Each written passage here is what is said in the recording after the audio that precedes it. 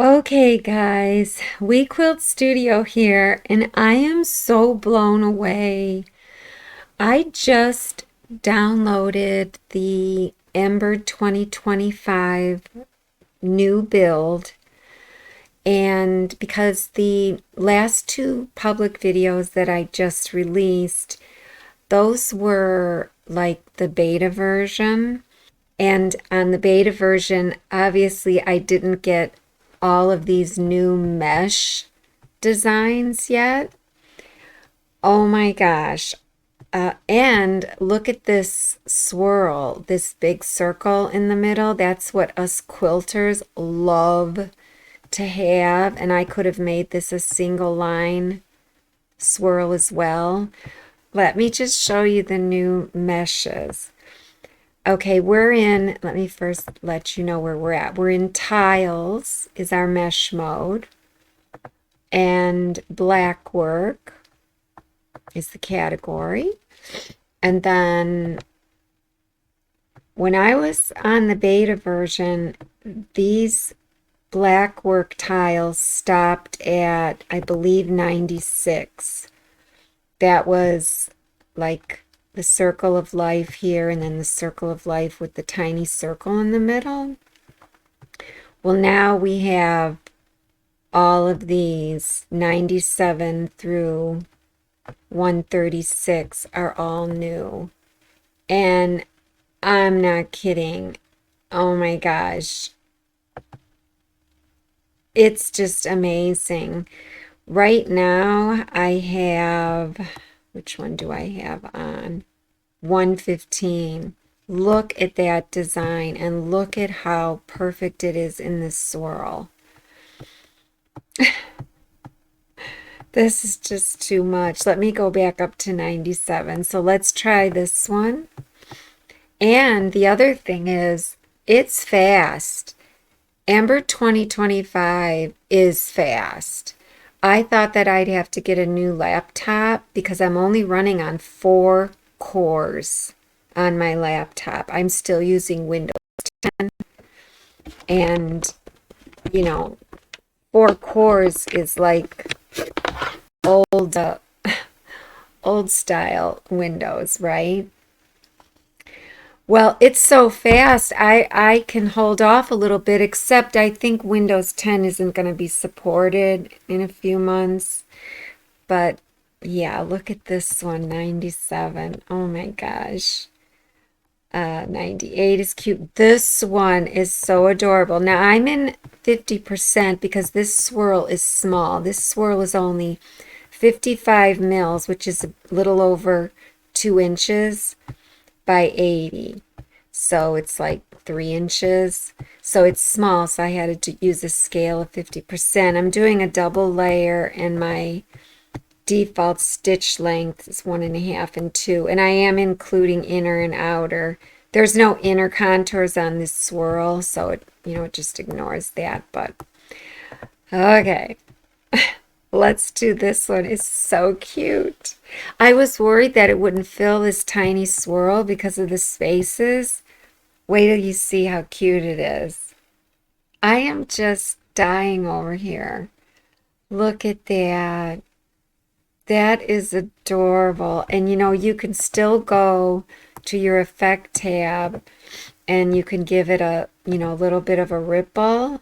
Now, I don't know, this might be too much because remember the count is how many of these S's, and the range is how high the highest point to the lowest point is. 10 mils might be too big. That's almost a 1/2 inch. Let me make it, because this is so small, let me make it say 7. And notice how I clicked in here, I whooshed away the design. No worries, just hit enter twice since I'm in this box, or the check mark, and then hit Control-1 and it brings it back. So anyways, yeah, let's try range of 7. I'll leave the angle at 0 and let's see how that swirls in there. I haven't tried this, obviously this ripple on this design, or this pattern, I should say. I am just tickled. This is just too much. And what I'm going to do eventually with this swirl is I'm going to rotate it and make a flower or a design. You could make a quilting design out of this if you just chose the outline instead of the mesh when you created the shape. I probably should have started at the beginning, okay? When I created this shape, but I just wanted to show you the mesh. Now this is taking longer, and it must be because I rippled it. Okay, the ripple was too much for this tight design, but if it were bigger, I know it wouldn't be. So let's take the ripple out and let's go back. Let's just try a few of these other ones, these new ones. Oh, this one here. Oh my gosh, it's so cute. You'll want to scroll with these arrows instead of here. That way you won't skip anything. But let me go up. I was hoping to just have both of them show. Let me see. Okay. This one and this one are similar, but this one is narrower and longer. You know, whereas these are... actually, they're not similar. This is 3, like... Looks like a shirt, right? A t-shirt. This one only has 2, like a bow tie. So they're very different. But this one is really cute, even in this small design, like I said. And look how fast that was. That's cute. That is cute. And then they have the hearts. I love this one. I might end up with that one and then rotate it with that one. Now you have these swirls and you have different variations. We already have something like these two up farther, but they came out now with different variations of it. This is amazing. It might be too busy for this small of design. I'm sure it'll work, but you know, you may not see all the details as well. Here's another variation. It looks like it's got like a swirl in the center, so your eye kind of moves around. Let's just see how this one looks here.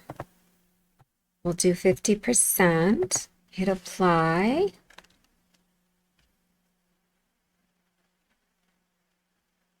Oh, that's so pretty. So pretty. So I'm going to go back to the one that I'm really hung up on. This one, 115. Just, I'm obsessed with it now. It reminds me of like a sliver, or I don't know. It's just so cute. Okay, so I'm going to hit done. And I'm going to rotate this. I'm going to go into vector view so I could see the hoop. And I'm just going to zoom out with my minus button and hold my right mouse and scroll. Now, I can move this, and I think I'm on snap to grid. Let's see. Options, snap to grid. Yeah. So here's my 0 point right here. I'm going to snap it so it's just below my 0. You can see up top and on the side. And I'll let it go at that. And then I'm just going to rotate it. Now notice, before I rotate it, I should always check where my red dot is. And when you look here, the red dots signifies your last stitch. So your last stitch can be your ending node, but it also can be completely independent of your ending node or your closing node. So this is another amazing thing about Embird. I just want to show you something. If I click edit on this object, okay, and I zoom in, whenever you click edit, what gets highlighted is your closing node or your ending node, okay? So that's highlighted in red. And if you hit end on your keyboard, it's the same thing. Like if I click here and then hit end on my keyboard, it goes to my ending node, my closing node. That node closes this object. Control C. But that red dot that we saw over here signifies the last stitch, and that's what this horizontal line is. I could make my last stitch anywhere I want. I can click here and say, and right click and say place, click last stitch here. So now my last stitch is in a different spot. And actually this wording, last stitch, I requested that to Embird. And look, they put it in there for me. That's how amazing they are. Honestly, I'm just blown away. So anyways, I could place my last stitch here. So now that horizontal bar is down here. That's where it's going to stop stitching. You may want it to stop stitching there for some reason. But look at this. If I hit end on my keyboard, it'll jump to the end node or the closing node of the object. Here I go, hit end. And there it did. It jumped to that closing node. So it's not going to stop stitching here. This is just a vector node that closes your fill object. And so let me hit Control C. And if I hit, say I'm down here, and I hit home on my keyboard, well, that's my starting node. But if I pull it away, it's going to pull away the end node because the end node or closing node is on top. But, you know, so I could place my starting node somewhere else. I could say, you know what, I want my starting node to be down here. Okay, I could right click, place start point here. So it starts there. You can kind of see the plus sign. If I click on another object, you can kind of see the plus sign there. But you can hit home on your keyboard, and it's like, oh, okay, that's where my starting stitch is.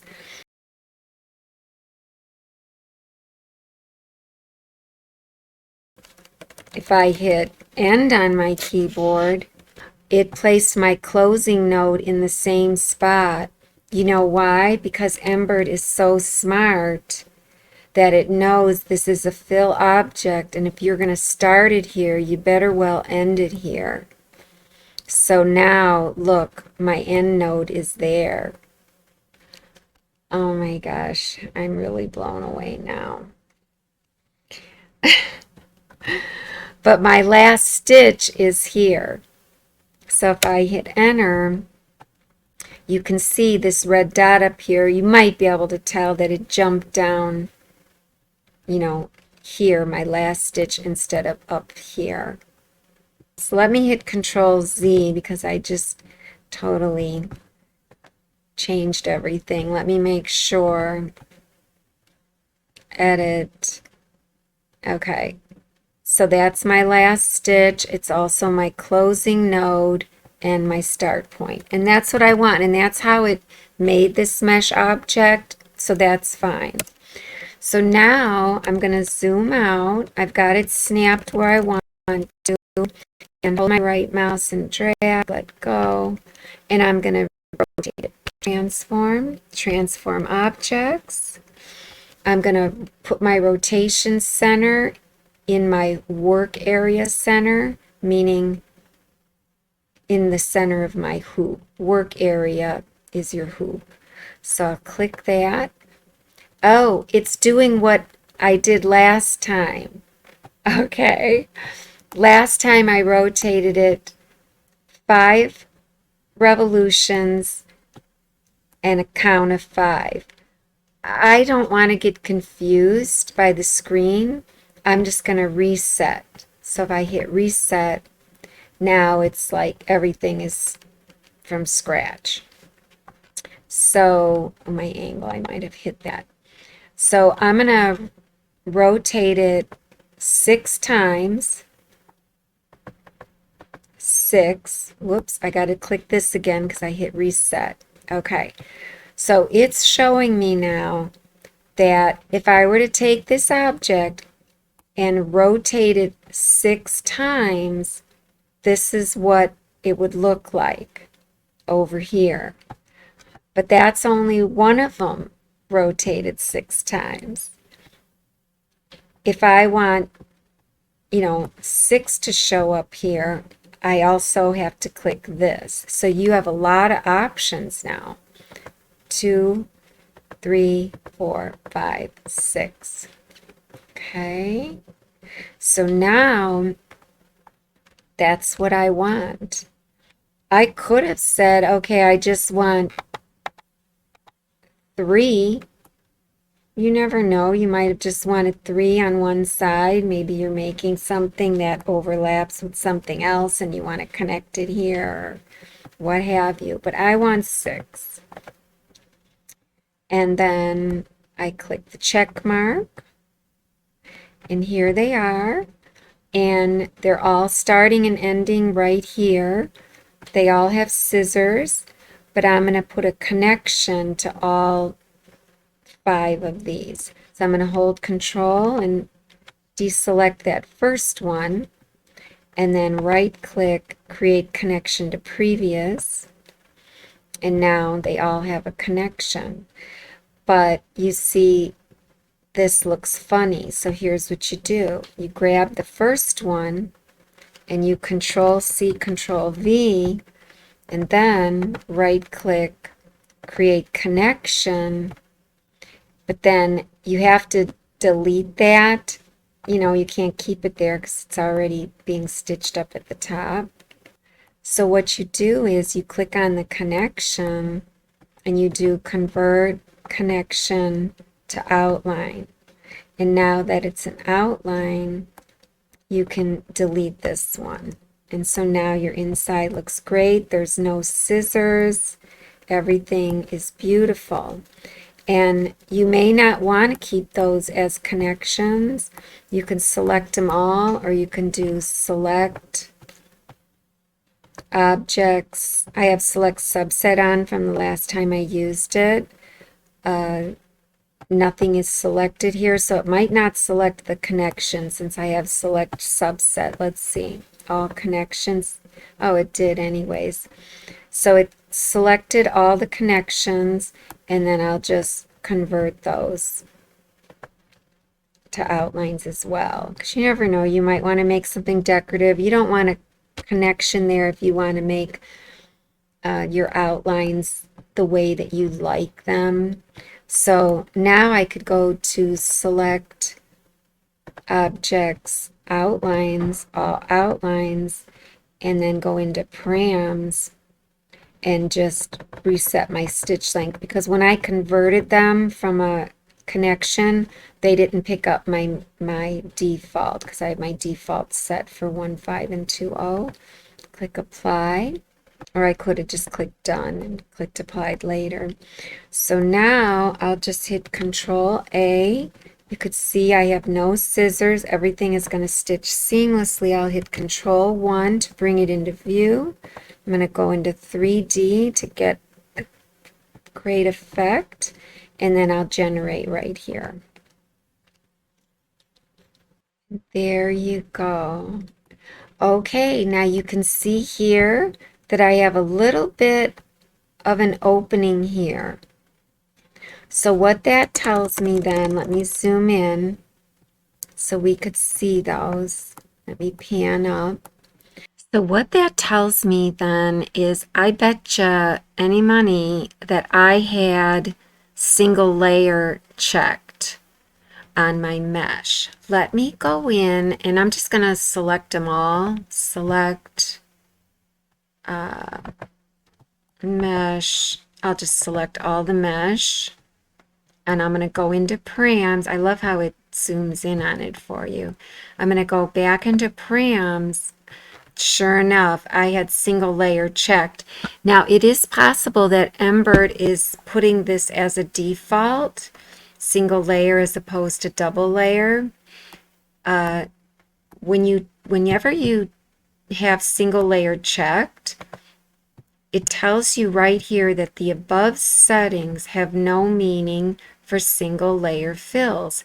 In other words, if you check outer contours and inner contours, and you check single layer, it's really not going to obey you, because when you check single layer, Embird uses what it has to use for travel stitches in order to make this a single layer design. So you may not get a full outer contour or a full inner contour. In which case, if you still want a single layer, that's fine. You just create an outline from your mesh, and there you have it. You have this filled in. But if you didn't want to have, the travel stitches on the outside and then another outline over it, then by all means go back and uncheck this and make it a double layer. So now it'll be a double layer, and you can have these checked and hit apply, and those little things will get filled in because you have a double layer and you want outer contours on your double layer and inner contours if you have any holes. Okay, so there you go. Let's hit done. And now they're all filled in. And if you would like to see more about this design and how we would use a single layer mesh, that's actually going to be a longer video. It will be in my membership club, and it will be for June, probably June's membership link. And it'll be like one of 3 videos for June. And you can actually join that membership on my website, WeQuiltStudio.com. That'll look like this, and you'll click on this little ribbon right here, and it's only $10 a month, and you get access to 3 videos, for every month, 3 different videos. Usually I keep the videos, the video access available for about 2 months. And then if you wanted to buy Embird, just buy the Embird software, well, that's at Embird's eShop, and you can use a 10% coupon code, and that coupon code is HJTYM, and that'll be in the description below this video as well as this membership club. And there will also be a link on the end screen of this video, and it will take you to a tutorial on how to use the 10% coupon code. All right, guys. Well, I hope I've inspired you, and I hope you enjoy Embird 2025, and we'll see you next time. Bye.